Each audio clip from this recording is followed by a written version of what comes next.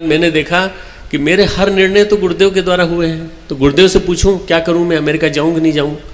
जब मैंने पूछा गुरुदेव मैं अमेरिका जाऊं कि नहीं जाऊं, तो गुरुदेव ने कहा कि क्या करोगे जाके, यहाँ बहुत कुछ रखा है देश में। 1975 की बात थी, 1975 की बात थी, और उस ज़माने में मुझे $25,000 पर मंथ पे एक नौकरी मिल गई थी और मुझे पढ़ने के लिए चांसेस मिल गए थे बड़ी अच्छी यूनिवर्सिटी में आगे पढ़ने के लिए। एमडी करने के बाद और भी कुछ मैं कर सकता था, पर नहीं, मैंने गुरुदेव से कहा अगर आपकी आज्ञा होगी तो जाऊंगा, नहीं तो नहीं जाऊंगा। अब यही मेरे अंदर सबसे बड़ी कमी थी, नहीं तो मैं पैसे वाला बनता आज। क्यों? मैंने वो जीवन कबूल कर लिया जो दुर्गम पथों से भरा हुआ था, कांटों से भरा हुआ था। मैंने वो रास्ता पसंद कर लिया जिसमें छुरे की धार पे चलने की समान स्थिति थी। छुरे की धार पे चलना है तो गुरुदेव ने कहा तुमको काम करना पड़ेगा, भगवान का काम करना पड़ेगा, तुमको यहाँ आना पड़ेगा। मैं शांति कुंज आ गया। शांति कुंज आने के बाद बहुत सारे मेरे परीक्षण हुए, बहुत सारे प्रशिक्षण हुए मेरे। कई तरह से गुरुदेव ने मुझे ढाला, कई तरह से मुझे उन्होंने डांट लगाई। 12 साल में उनके साथ रहा, तपा।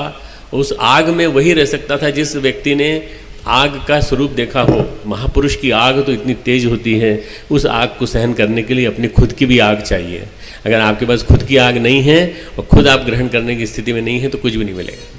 इसलिए मैंने भी अपने आप को तपाया, मैंने भी अपने आप को इस लायक बनाने की कोशिश की कि मैं उनके साथ चल सकूं, उनके साथ बात कर सकूं, उनके साथ रह सकूं, उनके चिंतन को समझ सकूं, उनके साथ काम करने की शैली कुछ जान सकूं कि मुझे कैसा काम करना चाहिए, किस तरह से करना चाहिए। गुरुदेव ने मुझे पूरी तरह से, एक तरह से ये कहा जाए आमूलचूल बदल दिया।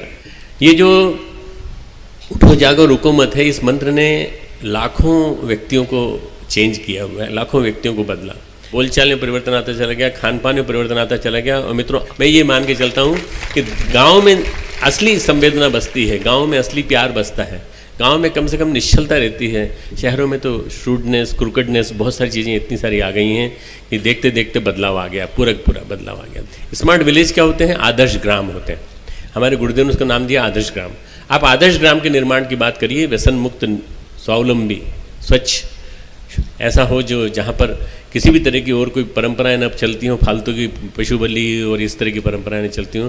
हमको अपने श्रम से, पसीने से एक आदर्श ग्राम बनाना है जहाँ सारे धर्म स्थलों का सम्मान होता हो, जहाँ सारी की सारी प्रतिमाओं का सम्मान होता हो, जहाँ सब धर्म स्थल जो है उनकी सफाई होती हो, सबके सब स्वावलंबी हों, अपने पेट का गुजारा खुद अपने पुरुषार्थ से, मेहनत से कर सकें। गांव का पानी गांव में, गांव का युवा गांव में, गांव का उत्पाद गांव में। अगर 3 चीज़ रहेंगी तो गांव रहेगा, नहीं तो गांव सही अर्थों में वो एक प्रकार से परावलंबी हो जाएगा और शहरों में निर्भर रहेगा। हमारे YouTube चैनल शांति कुंज वीडियो गायत्री परिवार को सब्सक्राइब करें एवं बेल आइकन जरूर दबाएं ताकि गायत्री परिवार की विभिन्न गतिविधियों की जानकारी आपको मिलती रहे।